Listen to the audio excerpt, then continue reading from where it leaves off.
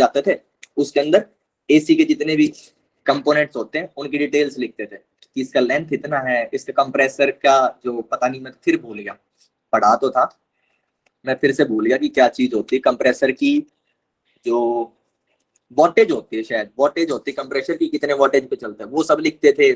कई चीजें होती थी, मतलब एसी की साइकिल होती है, थर्मोडायनेमिक्स बेस्ड होता है, इसीलिए मेरा थर्मोडायनेमिक्स बढ़िया है। क्योंकि मैंने एक बार कोचिंग भी ली थी इंजीनियरिंग के लिए भी, मतलब मैंने सारे के सारे फील्ड्स के अंदर असफलता हासिल करी है। गेट की कोचिंग में फेल हुआ, तो वहां पे भी थर्मोडायनेमिक्स 2 ही चैप्टर पढ़ गए, थर्मोडायनेमिक्स और आईसी इंजन। चलो बातें खत्म, रिकॉर्डिंग स्टार्ट हो गई, अब मुद्दे की बात पाते हैं और मैं तैयार हूं। देखो थर्ड लॉ ऑफ थर्मोडायनेमिक्स एक सिंपल सी बात कहता है कि if the temperature of a system, ऊपर वाला मुझे नहीं पता क्या लिख रखा है, मुझे मेरा पता है कि क्या होता है, of a system reaches absolute zero temperature that is 0 kelvin. अच्छा 0 केल्विन का मतलब हो जाता है लगभग लगभग इतनी नेगेटिविटी। क्यों नहीं, नहीं नेगेटिविटी, मजाक करता रहता हूँ यार मैं, कभी मेरे जीवन में नेगेटिविटी आ ही नहीं सकती, मेरे साथ से कुछ भी होता रहे मैं हमेशा हंसता रहता हूँ। अगर नेगेटिविटी आती तो आदमी कभी सीरियस होता है, नेगेटिविटी नहीं है तो मजाक की बात है। ऐसा नहीं मेरा हमेशा फेलियर हुआ है, मेरे पास सक्सेस भी थी, बट सक्सेस का ढिंडोरा पीटना तो फिर अपने मुंह मियां मिट्टू बनना होता है ना, तो हम फेलियर बता देते हैं। चलो 0 केल्विन -273.15 डिग्री सेल्सियस, यानी तुम समझ सकते हो कि अर्थ पे तो ऐसा कोई टेम्परेचर एग्जिस्ट करता ही नहीं है, ठीक है, अर्थ पे नहीं करता। लैब्स में भी टेम्परेचर क्रिएट करना ऑलमोस्ट इम्पॉसिबल है, हालांकि मुझे नहीं पता कभी हुआ है कि नहीं हुआ है, बट 0 केल्विन एक इम्पॉसिबल सी बात है। और थर्ड लॉ ऑफ थर्मोडायनेमिक्स हमेशा इम्पॉसिबल बातों पे कमेंट करता है जिनको झूठ ना साबित किया जा सके। जैसे कि 100% एफिशिएंसी नहीं मिल सकती, उन्हें पता है कि मानव तो 50-60% का ही इंजन नहीं बना पाया और इनको 50 साल लग गए 10% बनाने में, तो हो सकता है दो, और जितना जितना आप एफिशिएंसी बढ़ाते जाते हो ना, अगर आपने 50 से 60 लाने के अंदर 50 साल लगा दिए ना 10% के इंक्रीज में, तो अगले 10% के इंक्रीज के लिए आपको हो सकता है 100 साल लगेंगे, मुश्किल बनता जाता है। ठीक है, आपने अभी केमिकल काइनेटिक्स नहीं पढ़ी, उसके अंदर जो है फर्स्ट ऑर्डर रिएक्शन होता है वो ना 99%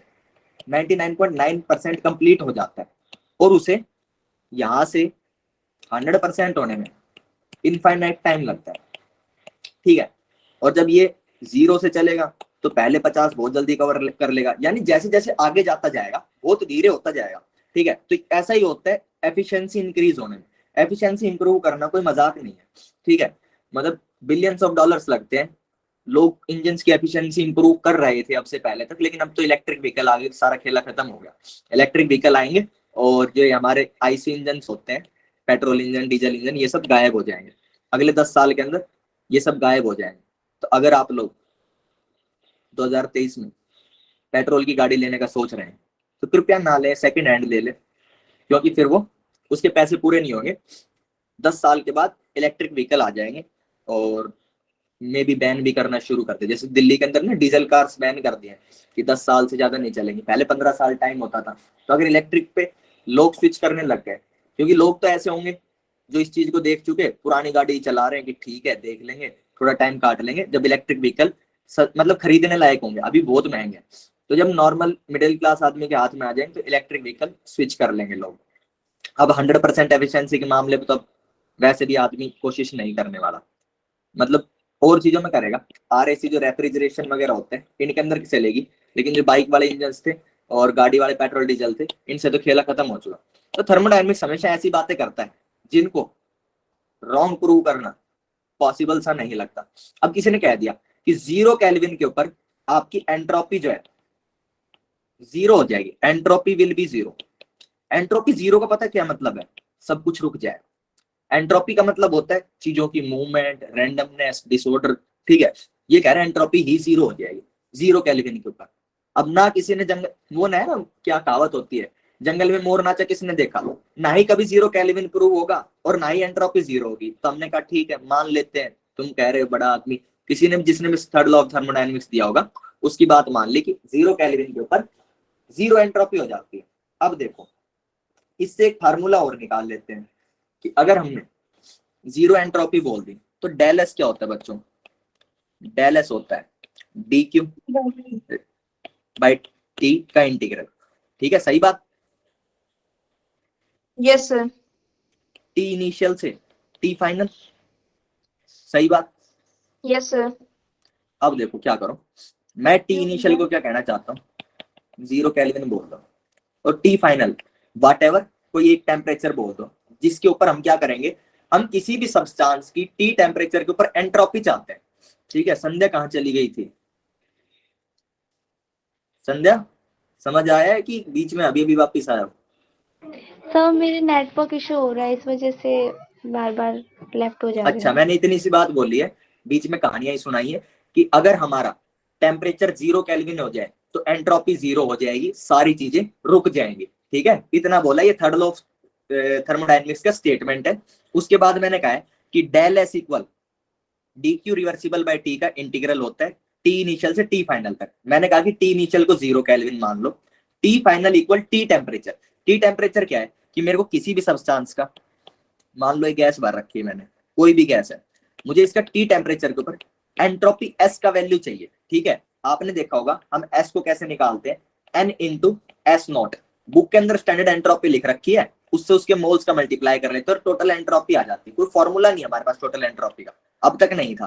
ठीक है, अब है एक, अब क्या है, हालांकि हाइपोथेटिकल है हमारे प्रोसेस में, मतलब हम लोग इसके ऊपर थर्ड लो ना, सिर्फ स्टेटमेंट पढ़ते हैं, ये फॉर्मूला पढ़ते हैं और ज्यादा कुछ नहीं होता है। सर ने चैप्टर करेंगे क्या? हम बिल्कुल करेंगे यार, केमिकल इक्विलिब्रियम बिल्कुल शुरू करेंगे। मैं तो मतलब धीरे धीरे ही पढ़ाता हूँ, तुम चिंता मत करो, जब खींचना होगा ना इतनी जल्दी खींच दूंगा, तो उस सब की चिंता मत करो। केमिकल इक्विलिब्रियम करेंगे, नई शुरुआत करेंगे, पढ़ के आया हूँ मैं, ऐसी बात नहीं कि टाइम पास कर रहा हूँ, वो नहीं पढ़ रखा है, पढ़ रखा है। अब मैंने क्या किया, अगर मेरा टी फाइनल टी है और टी इनिशियल 0 है, इसका मतलब ये जो डेल एस है ना, एस फाइनल क्या होगा, जो टी टेम्परेचर के लिए है, और एस इनिशियल क्या होगा भाई साहब, जो 0 केल्विन के लिए। ठीक है, 0 केल्विन वाला तो मैंने बोल दिया कि एंट्रोपी 0 होता है, ये 0 हो गया, यानी कि मेरा एस फाइनल, इसको क्या मैं एस टी लिख दूं, एस टी, किसी भी टेम्परेचर के ऊपर मेरे सब्सटेंस का एंट्रोपी, और इस तरफ क्या लिख दो, टी इनिशियल 0,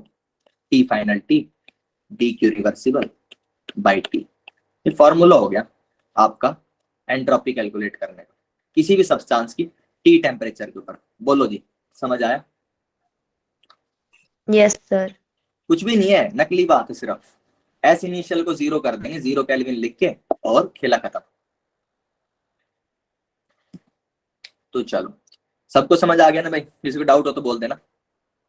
4a रिएक्शन करने ऐसे सवाल, एंथैल्पी इक्वल डेल यू 0, ये सब नकली चीजें, del U equal NCV del T से करने हैं तो बोलो, कर लेते हैं, अदरवाइज नया चैप्टर शुरू करते हैं। तुम लोग अटेम्प्ट सर कर लेना। नया चैप्टर करते हैं। हाँ, नया चैप्टर नई शुरुआत करते हैं, नई नई बातें अटेम्प्ट कर लेना। शीट एज इट इज भेजूंगा ही तुम्हारे पास, ना समझ आए तो मेरे से पूछ लेना। इसके अंदर सॉल्यूशंस भी होंगे, कुछ के सॉल्यूशन होंगे, नहीं है मेरा काम हमेशा बेकार ही होता है, एक्चुअली मैंने बना रखी नहीं शीट, तो दिक्कत है। चलो कोई नहीं, ये हो गया।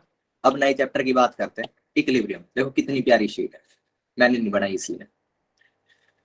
ओके, इक्विलिब्रियम, इक्विलिब्रियम चैप्टर है तो किसी ने पढ़ रखा है, आराम से चिल पिल। ये 5 लेक्चर का है, 5 लेक्चर हमें अलॉट हुए हैं, और इसका कार्यक्रम 2 लेक्चर का है थ्योरी का, 3 के अंदर से 2 पे क्वेश्चन कर लेंगे और 1 कम बफर रख लेंगे, ताकि ज्यादा उड़ने की जरूरत ना पड़े। 12 आवर बैच में बहुत टाइम है मेरे पास। तो इक्विलिब्रियम पढ़ा है भाई किसी ने? मेरे को तुम बताओ इक्विलिब्रियम क्या है, इक्विलिब्रियम क्या समझते हो, अगर किसी ने पढ़ा है तो? स्कूल में हो गया होगा इक्विलिब्रियम? सर नहीं हुआ सर, हुआ ही नहीं? स्कूल के टीचरों का कुछ भी समझ में नहीं आता है। अच्छा, तो हाँ मतलब हो सर, वो चुका है। कहीं से भी स्टार्ट कर दे। यस अच्छा मैम, चलो ठीक, यस सर, कुछ भी चलता है वहाँ स्कूल में। ओके ठीक है ठीक है। चलो, इक्विलिब्रियम का एक सिंपल सा मतलब है बच्चों, कि आपका कोई भी चेंज ना आए किसी चीज में, नो चेंज। ठीक है, ये सबसे सिंपल मतलब है इक्विलिब्रियम का।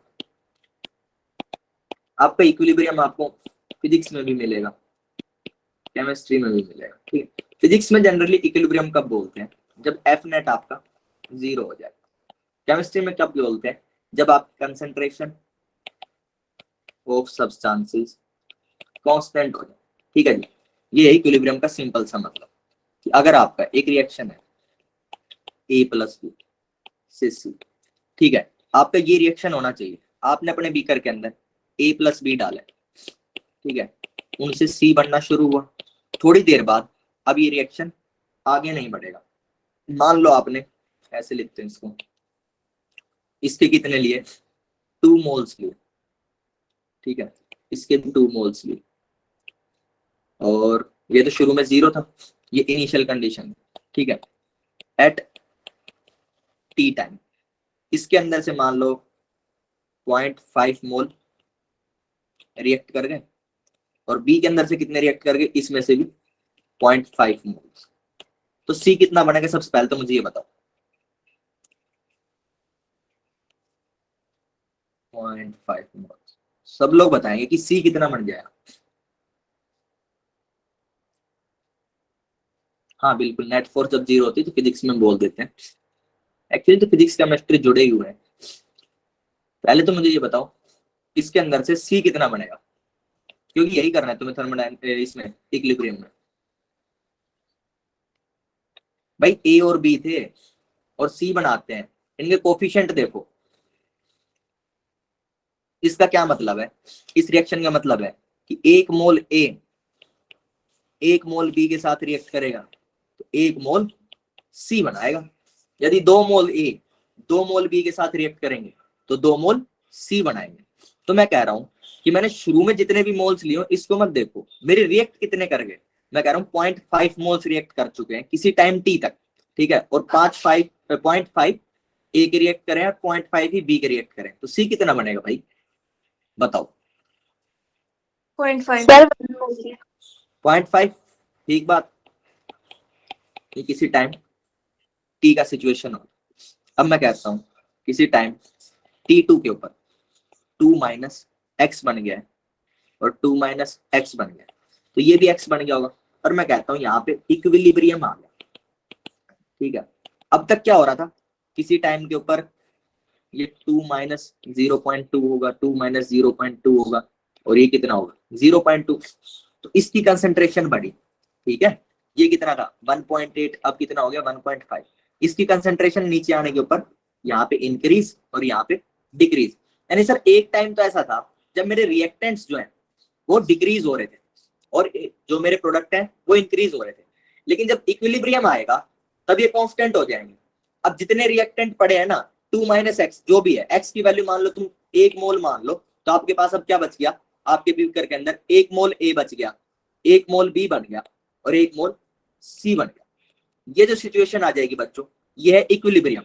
अगर आप ऐसा कहते हैं कि सर ए प्लस बी और सी, सर 2 मोल ये लिए 2 मोल ये लिए और ये 0 स्टार्टिंग, तो sir at some time T, sir ये 0 बच गया, ये 0 बच गया और ये 2 मोल होगा, ठीक है। तो बच्चों ये रिएक्शन क्या हो जाती, कंप्लीट हो जाती, ठीक है जी, ये रिएक्शन कंप्लीट हो जाती।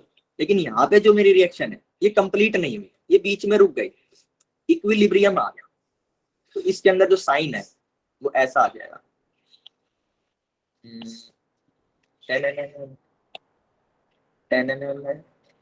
ऐसा, ठीक है जी।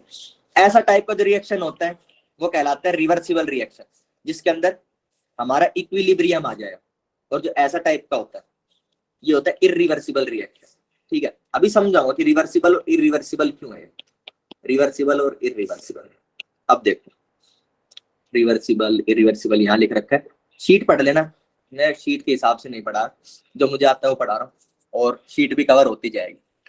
देखो जब आपके A प्लस बी से C बना रहा था मैं और इक्विलिब्रियम वाली रिएक्शन थी, उस टाइम बीकर में पता क्या हो रहा होगा, आपका 1 मोल जो A पड़ा है, 1 मोल A 1 मोल B और 1 मोल C, ऐसा हो रहा होगा कि हो सकता है किसी एक टाइम इंस्टेंट के लिए dt के लिए 0.2 मोल इससे निकले, 0.2 मोल इससे निकले और उन्होंने C के 0.2 मोल बना दिए, 0.2 ABC, ठीक है। तुम कहोगे सर फिर तो C बढ़ जाएगा और एक एक मोल में से 0.08 बच जाएंगे, ठीक है।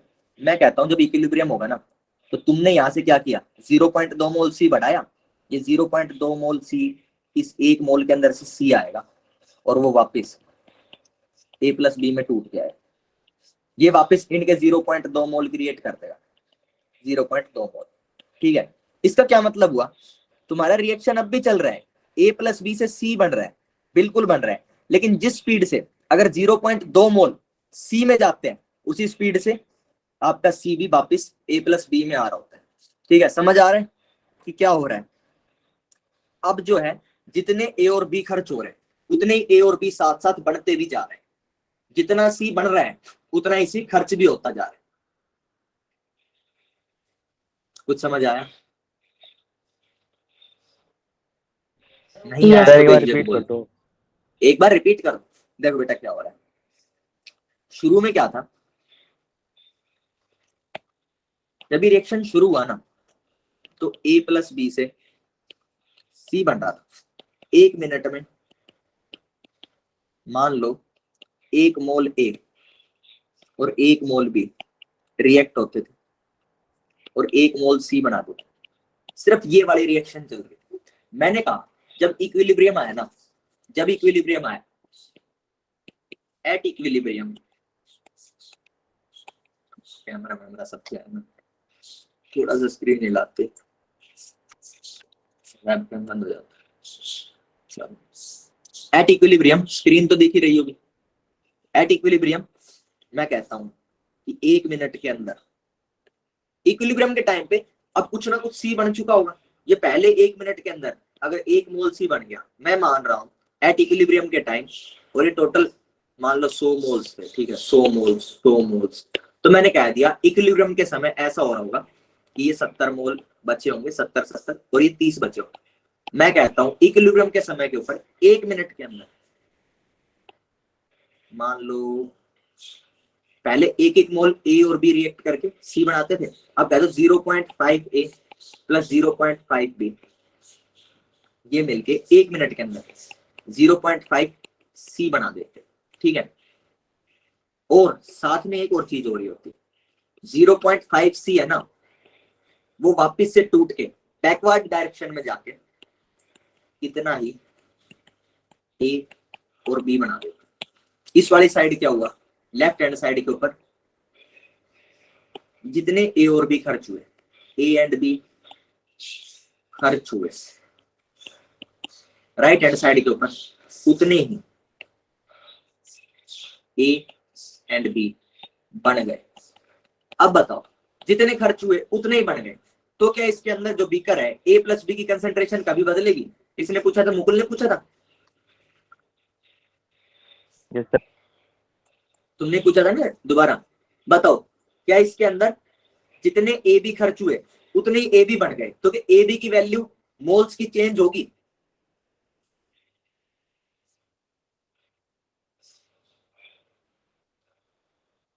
नहीं होगी ना।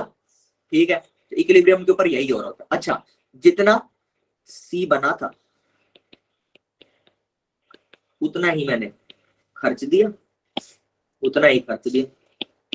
तो सर रिएक्टेंट और प्रोडक्ट दोनों की जो मोल्स हैं वो सेम रहने वाले हैं, जितने आपके ए और बी खर्च होते हैं उतने ए और बी बन जाते हैं, जितने सी खर्च होते हैं उतने ही सी बन जाते हैं। तो सर इक्विलिब्रियम के ऊपर क्या होगा, इनके जितने भी कंसंट्रेशन के ऊपर बाद में आएंगे, पहले मोल समझो कि सर मोल कांस्टेंट हो जाए।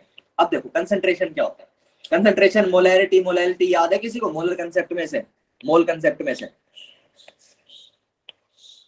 Yes sir. यस नो दोनों चीज आ गया।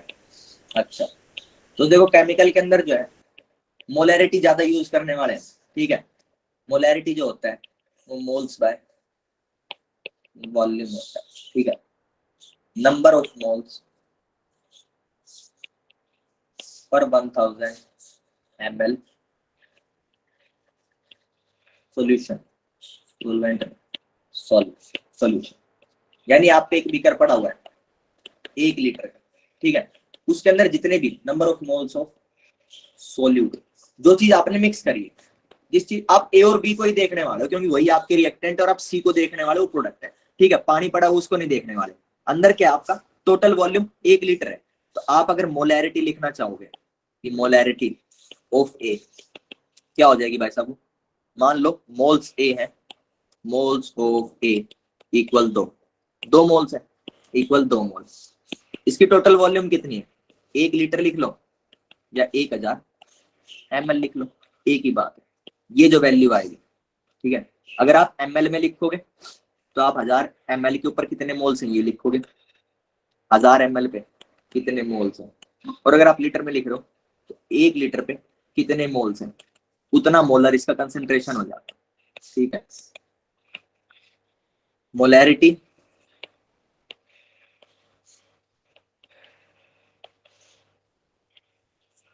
जो होगा आपका number of moles per litre volume में लिख लो पर 1 लीटर सॉल्यूशन, ऐसे लिख लो, ठीक है। ये आपकी मोलैरिटी होती है। आपको क्या देखना है, 1 लीटर के अंदर कितने मोल्स हैं, उतना मोलर आपका मोलैरिटी है, ठीक है, 1 लीटर के अंदर। अब 1 लीटर में लिख लो चाहे आप 1000 ml में लिख लो।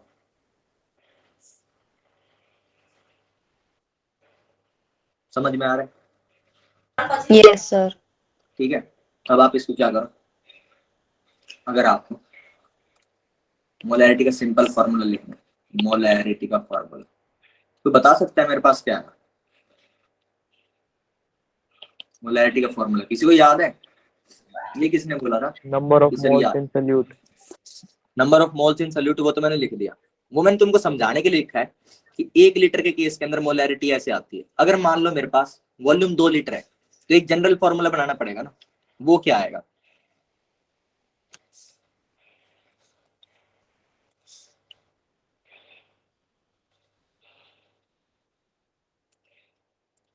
नो, अंकिता ने बोला था ना, पता है मोलैरिटी?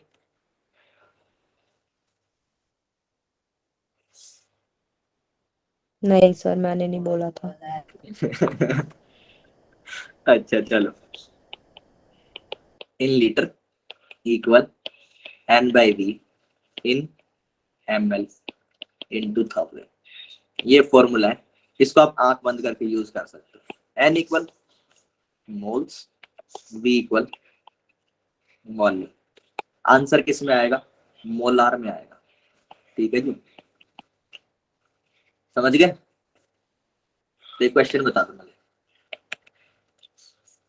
कंसंट्रेशन, और जब भी कंसंट्रेशन बोलते हैं सबसे पहले आप मोलैरिटी मानोगे, अगर लिख नहीं रखा। कई तरह की कंसंट्रेशन होती है, मोलैलिटी होते हैं, ये क्या होता है? n by mass of solvent, ठीक है, ऐसे होता है। आपका मास फ्रैक्शन भी होता है, मोल फ्रैक्शन। मोल फ्रैक्शन एक चीज होता है, number of moles A by total moles, mole fraction of A आ जाएगा। कई तरीके के कंसंट्रेशंस होते हैं, लेकिन केमिकल के अंदर हम मोस्टली मोलैरिटी से चलते हैं, क्योंकि हमारे बीकर का कांस्टेंट वॉल्यूम होता है। और आगे आगे समझ आ जाएगा क्यों चलते हैं। तुम मेरे को एक बात बताओ, कंसंट्रेशन ऑफ, नहीं, number of moles, find the number of moles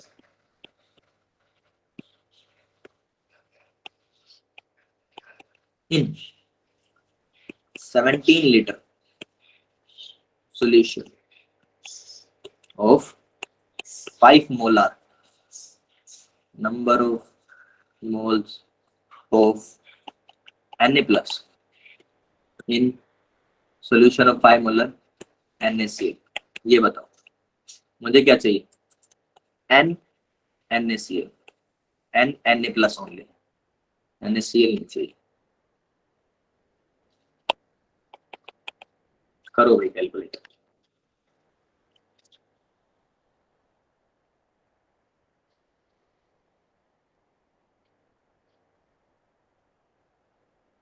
और बुझ मत जाना,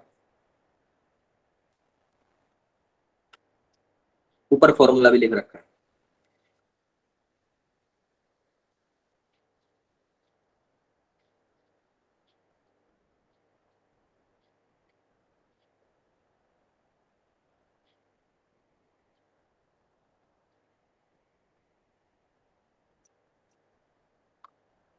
तब तक ये देखूं शीट में क्या लिख रखा है,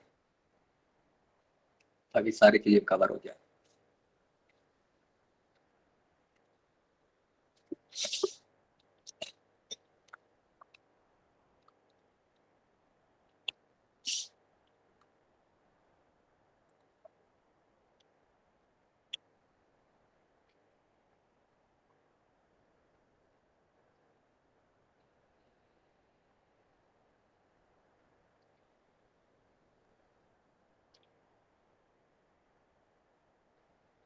मैं भी कर लूंगा सब, मैंने बना तो दिया ऐसे, मुझसे ही ना हुआ तो बेइज्जती हो जाएगी है कि नहीं?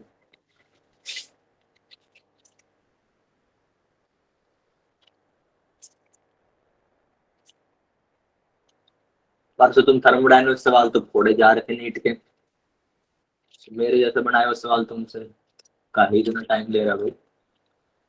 सर आंसर कितना है मुझे क्या पता, तुम्हारे सामने बनाया मैंने खुद, ऐसे करके कागज उठाया सॉल्व करके देख लूं, मुझे नहीं पता आंसर, अभी करूंगा, मुझे ये पता है कि मैं कर दूंगा।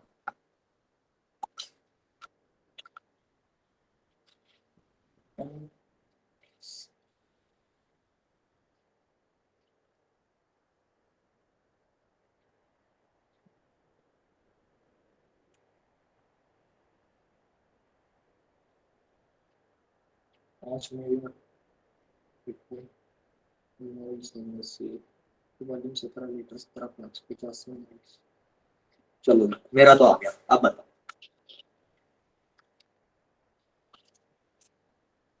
The answer is a multiple 17, मतलब वो तो पहले डिसाइडेड था, कोई खास हिंट जैसा नहीं है। कोई कुछ तो बताओ यार, गलत सही तुक्का, तुक्के के लिए ऑप्शन दो sir. 75। 75, 75 is a multiple of 17। 11वीं के बालक हो तुम, मुकुल ने एक आंसर दिया है, इसने कहा कि नो सर 75। 85 85। हाँ हाँ हाँ, बहुत बढ़िया बहुत बढ़िया। तुम्हारा मैथ तो मेरे से ज्यादा झोल है, मुझे 20 तक के पहाड़े याद है।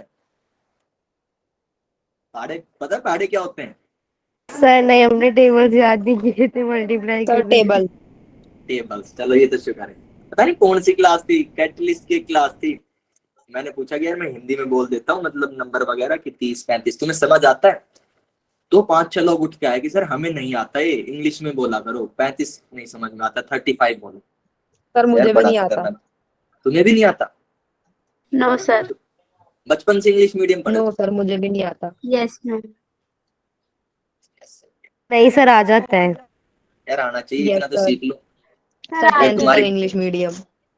इंग्लिश मीडियम, मैं भी इंग्लिश मीडियम था बचपन से, फुल नॉट इवन हाफ, लेकिन आता है यार। घर वाले मान लो कहा कि पैसे रद्दी बेच के आया, कितनी बेच के आया, मैं कह रहा हूँ 35 वो समझ नहीं रहे, तो मेरी मम्मी जितनी देर में कूट देंगी कि हमसे अंग्रेजी सीखना जरूरी, सीख लेना।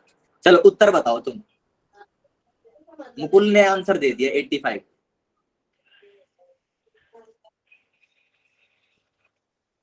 यस सर 85 ही है। 85 ही है, शिवम कह रहा आता है। चलो जिनको हिंदी आती है ठीक है, जिनको नहीं आते वो सीख लेना यार, जरूरत पड़ जाती है। जब तक पुराने लोग हैं मेरे जैसे हमारे देश में, तब तक तो तुम्हें हिंदी आनी जरूरी है। अगली जनरेशन आएंगे उनको जरूरत नहीं। देखो क्या कहता है, ऊपर फार्मूला लिखा है, तुम्हें फार्मूला ही तो अप्लाई करना है। कहता है जी 17 लीटर सॉल्यूशन है, तो वॉल्यूम कितना हो गया? 17 लीटर। कहता है जी मोलैरिटी 5 मोलर है, molarity of NaCl equal 5 molar. Formula लगाओ, molarity NaCl equal moles of NaCl बटे V क्या था? Volume of solution. तो वॉल्यूम ऑफ सॉल्यूशन कितना है? Volume of solution in litre, ठीक है, इन लीटर लिखना है। तो ये कितना आ जाएगा? मोलैरिटी ये 5 है, ये निकालना है NaCl, और ये कितना है? 17। 17 5 85 मोल। 85 मोल्स हमारे पास क्या है? NaCl है। 85 मोल 85 मोल NaCl है।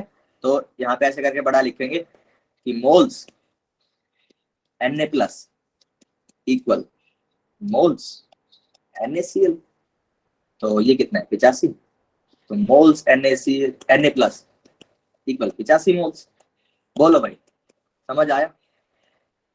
17 का पहाड़ा पढ़ना था 5 बार।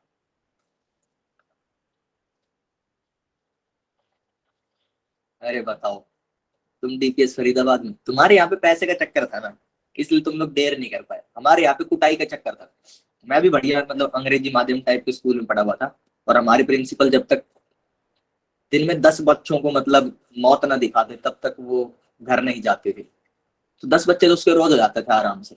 हमारे में भी यही था, जो हिंदी बोलेगा उसकी कुटाई होगी, तो सहलेंगे थोड़ा, कुटाई तो झेल सकते हो।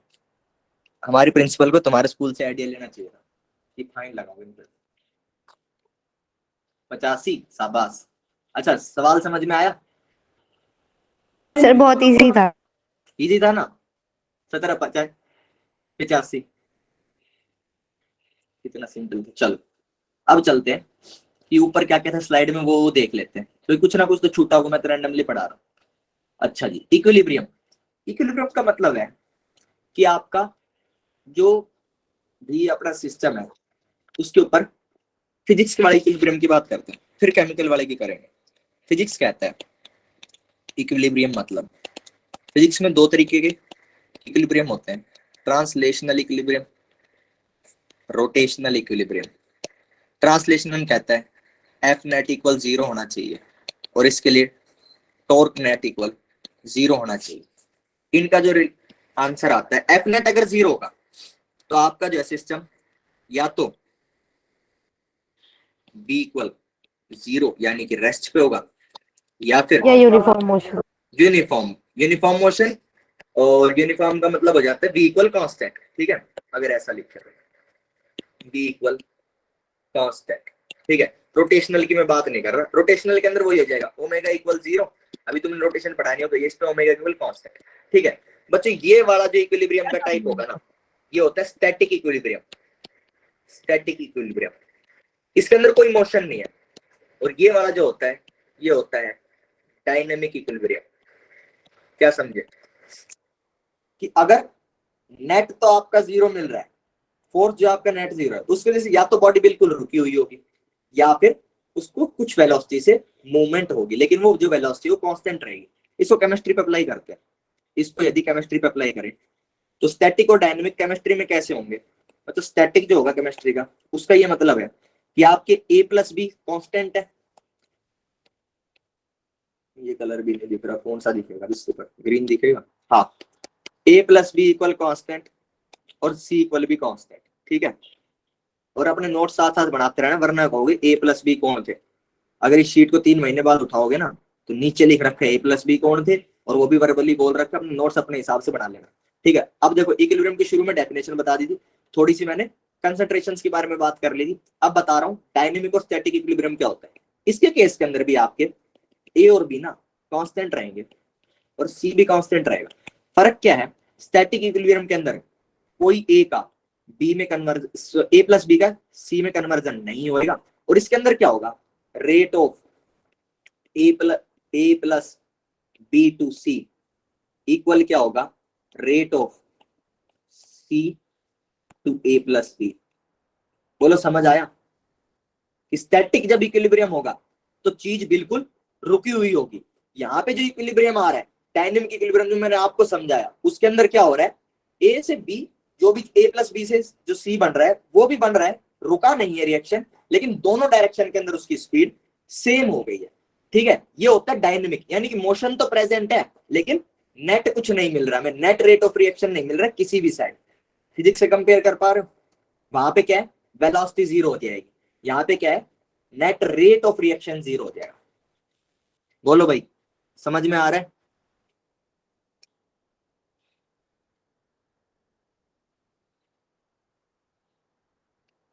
Yes sir. सर हाँ जी बोलो। सर नेट रेट से क्या मतलब है? नेट रेट का मतलब बताता हूं। नेट रेट यहाँ पे लिख लेते हैं, देखो, अरे मेरी ये जो शीट धोखा ना दे ना, देखो ए प्लस बी से सी मैंने जो इक्विलिब्रियम वाली रिएक्शन लिखी है, ठीक है, जो रिवर्सिबल है, इसको ना आप दो रिएक्शंस में तोड़ के देखो कि आपका बीकर में हो क्या रहा है। ए प्लस बी से सी बन रहा है और सी से ए प्लस बी बन रहा है। अगर ये फॉरवर्ड रिएक्शन है, क्योंकि इसमें मैंने इस रिएक्शन के अंदर जो रिवर्सिबल रिएक्शन लिखी है, ए प्लस बी रिएक्टेंट्स लिखे, तो ये क्या होएगा बच्चे, फॉरवर्ड डायरेक्शन होएगी रिएक्शन की, forward direction of reversible reaction. और ये क्या है, बैकवर्ड डायरेक्शन, ठीक है। ये क्या हो जाएगा, रेट बैकवर्ड। ठीक है, यानी कि जिस स्पीड से आपका फॉरवर्ड रिएक्शन चल रहा है उसी स्पीड से अगर आपका बैकवर्ड रिएक्शन चलने लग जाए तो हमारे इक्विलिब्रियम आएगा। अब इसको रेट को अगर थोड़ा सा और ध्यान से समझे तो एक कर्व देखो, शुरू में एक्चुअली रेट ऑफ रिएक्शन जो है ना directly proportional to concentration of reactants होती है। ठीक है, ये लिख लिया। एक चीज की बात करो, यहाँ पे क्या दिखाऊंगा, रेट, और यहाँ पे कंसंट्रेशन। रेट एक बार में टाइम के साथ होगा, टाइम के साथ होगा। ठीक है, ये आपका, अगर मैं कहता हूं कि रेट ऑफ फॉरवर्ड किसके, रेट ऑफ फॉरवर्ड किसके लिए डायरेक्टली, किसके डायरेक्टली प्रोपोर्शनल होगी, ए प्लस बी के या सी के? Sir A plus B. तो ठीक है, एक सेकेंड, ए प्लस बी के डायरेक्टली प्रोपोर्शनल होगी, बिल्कुल बिल्कुल। Rate of forward reaction is directly proportional to concentration of A plus B.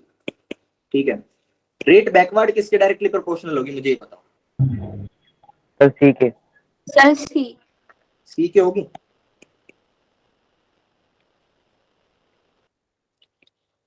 Hello, हाँ जी बच्चों, मैं अभी ना एक क्लास में हूँ, गुड इवनिंग। मैं जस्ट 5-10 मिनट में क्लास खत्म करके आपको कॉल बैक करूंगा, ठीक है? ओके ठीक, ओके। तब बताओ टी इक्वल 0, तुम्हारी क्लास है अगली? जस्ट अभी नो सर, हमारी क्लास नहीं है अभी। नहीं है ना, तो 10 मिनट ये सब देख लेते हैं। ठीक है, देखो जब शुरुआत में टी इक्वल 0 था, टी इक्वल 0 के पास मेरे पास क्या थे, सिर्फ ए प्लस बी थे, सही बात, सी तो 0 था। यानी सर टी इक्वल 0 के ऊपर रेट ऑफ रिएक्शन जो बैकवर्ड रिएक्शन है उसके लिए 0 मिलेगा, क्योंकि उसका सर जो सबस्ट्रेट है जिस चीज को डायरेक्टली प्रोपोर्शनल है वो तो है ही। यानी सर जो आपका रेट बैकवर्ड है वो तो 0 से शुरू होगा, उसके बाद फिर टाइम के साथ धीरे धीरे वो बनता जाएगा। ए प्लस बी है, उनका कुछ ना कुछ रेट होगा, अगर वो किसी भी आर वैल्यू से चलना शुरू करेंगे, ये आर वार लिख लो और उसको आर से रिप्रेजेंट कर लो, तो सर वो कुछ ना कुछ सी बनाना शुरू करेंगे। जैसे ही कुछ सी बना sir, rate of reaction directly proportional to C है बैकवर्ड रिएक्शन की। जैसे ही कुछ रेट ऑफ रिएक्शन हमें सॉरी कुछ भी सी मिलेगा, हमें कुछ ना कुछ रेट ऑफ रिएक्शन मिल जाएगा बैकवर्ड रिएक्शन का। ठीक है, अब क्या होगा, शुरू में जो है आपका ए प्लस बी ज्यादा था, वो एक ज्यादा स्पीड से सी बनाता जा रहा था, ये 0 से शुरू हुआ था, ये बहुत कम स्पीड से सी से वापस जाना शुरू करेगा ए प्लस बी। यानी शुरू में क्या होगा, अगर मेरी बैकवर्ड की स्पीड कम है और फॉरवर्ड की ज्यादा है, तो हमारे फॉरवर्ड का जो रिएक्शन है वो ज्यादा तेज चल रहा होगा, तो फॉरवर्ड से जो चीज मिलनी है वो ज्यादा बनती जाएगी और जो बैकवर्ड से मिलनी है वो कम बनती जाएगी। यानी कि धीरे धीरे रेट घटता जाएगा। आपका अगर सी बढ़ता जा रहा है तो हमारा बैकवर्ड का रेट बढ़ता जाएगा, और अगर आपका ए प्लस बी घटते जा रहे हैं क्योंकि वो तो जल्दी जल्दी सी में कन्वर्ट हो रहे हैं, तो आपका रेट घटता जाएगा। पहले क्या होगा, जो हमारा बैकवर्ड रेट है वो बढ़ेगा। ठीक है, रेट बैकवर्ड, ठीक है जी। उसके बाद ये वाला क्या है, रेट फॉरवर्ड, और ये क्या है मेरा इक्विलिब्रियम। इक्विलिब्रियम के ऊपर क्या होगा, दोनों का रेट सेम आ जाएगा। ठीक है जी, दोनों का रेट सेम आ जाएगा। रेट का मतलब एग्जैक्ट तो ये है concentration upon time. Rate of reaction is concentration upon time, आपका decrease in concentration, decrease in concentration upon time of reactants. अभी रेट पे आएंगे, पूरा पूरा रेट को जब डिफाइन करूंगा तो फॉर्मूले वगैरह बताऊंगा। रेट क्या है, कितनी स्पीड से आपके रिएक्टेंट्स गायब हो रहे हैं, वो आपकी फॉरवर्ड रिएक्शन की स्पीड होती है। और सर कंसंट्रेशन मींस मोलैरिटी, बिल्कुल concentration means molarity until and unless आपको कहें कि मोलैरिटी सॉरी कंसंट्रेशन, भूख लगी है कुछ भी नहीं खाया है, अरे वाह सर क्लास अब तुम कहोगे तो ओवर कर देंगे। बताओ अब तक की बातें समझ में आ गई, अगली में देखेंगे कि शीट में क्या छूट गया और क्या पढ़ने की जरूरत है। रेट ऑफ रिएक्शन को अच्छे से डिफाइन करूंगा, क्या फॉर्मूला होता है, कंसंट्रेशन वगैरह इन सब के साथ। अभी के लिए बताओ सब क्लियर है, कोई डाउट है? चलो क्लास खत्म है, जिनको क्लियर है ना, अंकिता को तो बहुत तगड़ी भूख लगी हुई है, भूख लगी हुई है कि आज का हो गया और मन नहीं है पढ़ने का।